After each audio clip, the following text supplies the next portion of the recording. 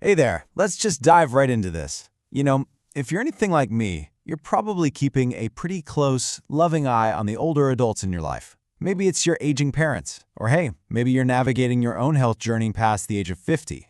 We naturally worry about the people we love, right? As a family health consultant, I constantly hear these quiet, hidden anxieties from adult children who are starting to notice just subtle changes in their parents. Well, today's explainer is a dedicated visual guide to decoding those whispers.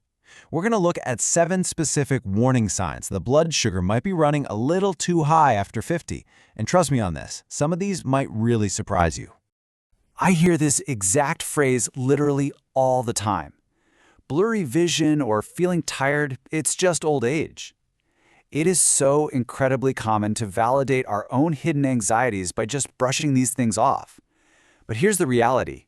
After 50, the human body starts to communicate with us in much quieter, subtler ways.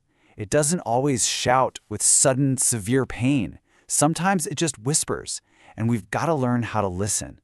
Because dismissing these whispers as just getting older means we might miss absolutely vital warning signs.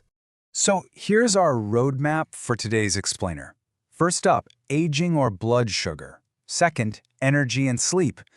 Third, we'll cover other crucial signs. And finally, taking back control.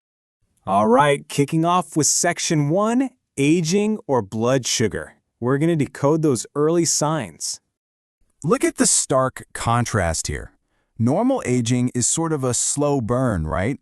It's a gradual process where you might slowly lose a bit of stamina over the years. But a blood sugar warning? That often creates an immediate, highly noticeable physical reaction, particularly right after eating. It's a very specific response to food, not just a general slowing down of the body. When we miss this distinction, we miss this massive opportunity to help our parents or ourselves intervene early. And that brings us perfectly to sign number 1. I just want to sleep after eating.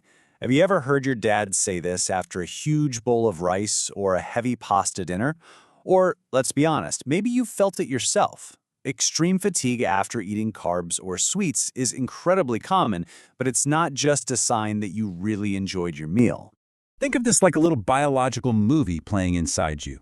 Step 1, you eat those carbs and your blood sugar spikes rapidly. Step 2, and here's where things go wrong, the cells actually fail to use that glucose effectively. The insulin just isn't working the way it used to. So, step 3, instead of that food giving your body nice, stable energy, your cells are essentially starving for fuel. You feel completely exhausted, foggy-headed, and you just lose all motivation.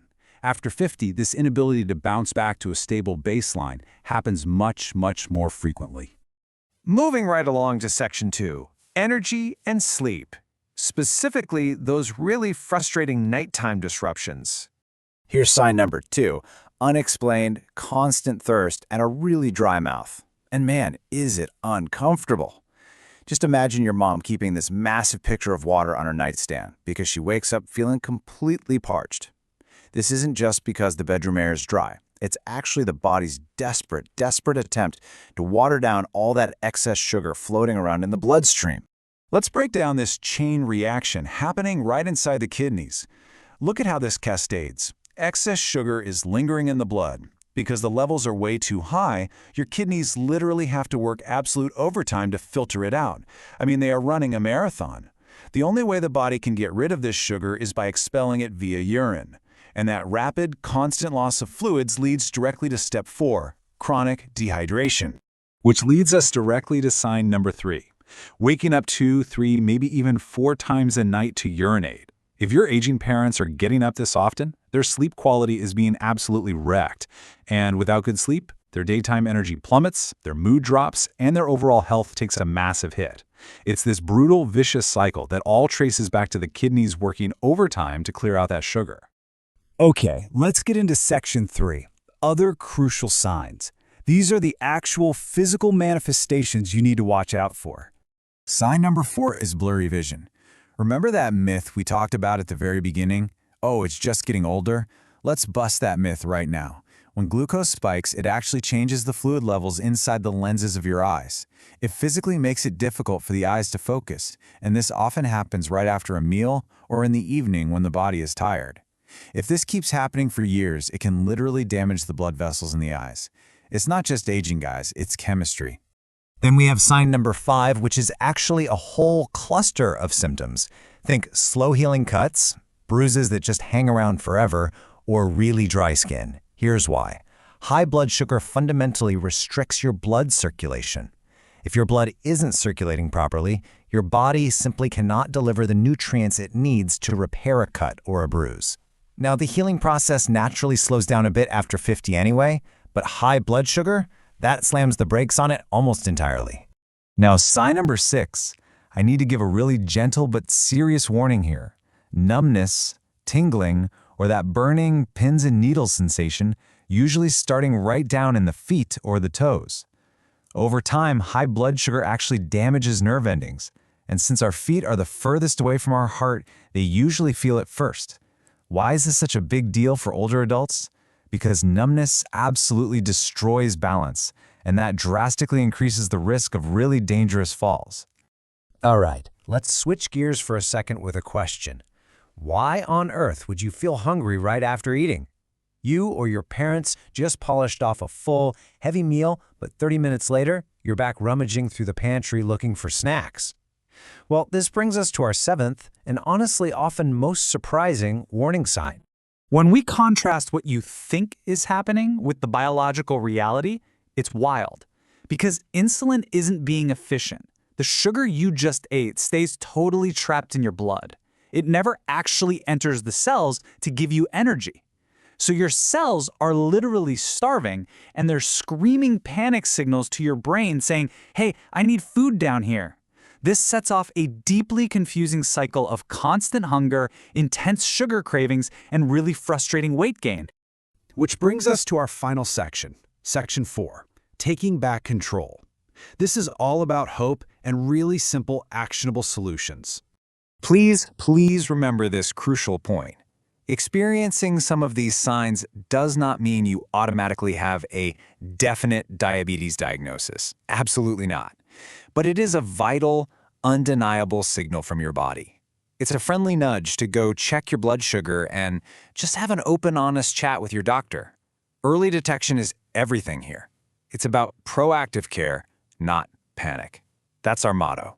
And the most amazing news from all our research is just how effectively we can manage this with totally simple, everyday lifestyle tweaks.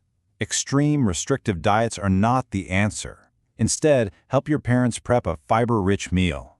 Think about swapping out that white rice for brown rice and load up their plates with plenty of leafy greens like spinach or broccoli. Fiber naturally stabilizes that sugar. Maybe join them for a 15-minute daily walk or some gentle stretching. Building up just a little bit of light muscle acts like a literal sponge to soak up excess blood sugar in the body. Prioritize good sleep and sensibly cut back on the sweets. Small, consistent habits totally win this race. I absolutely love this perspective from the sources we reviewed. Healthy aging isn't perfect living. It's making small choices every day. It's so forgiving and so profoundly true. We don't have to be perfect. We really don't. We just have to make slightly better choices today than we did yesterday, so our bodies can stay stronger and more independent for a lot longer. So the ultimate takeaway here is super straightforward. Use these 7 signs as a quick daily mental checklist for your family. Listen to your body's subtle messages and really listen to your aging parents when they mention these little passing discomforts. Let's not ignore the small changes before they snowball into big problems. I want to leave you with this final, somewhat provocative thought. What small choice are you going to make today to help your body, or your parents' body, stay strong and independent? Really think about it. Maybe it's that 10-minute walk after dinner we talked about, or just swapping out a single sweet snack for something fibrous. Hey, if you found this explainer helpful in understanding the science of aging, please follow and subscribe to the channel for more visual guides on keeping your whole family healthy. Thanks so much for learning with me today.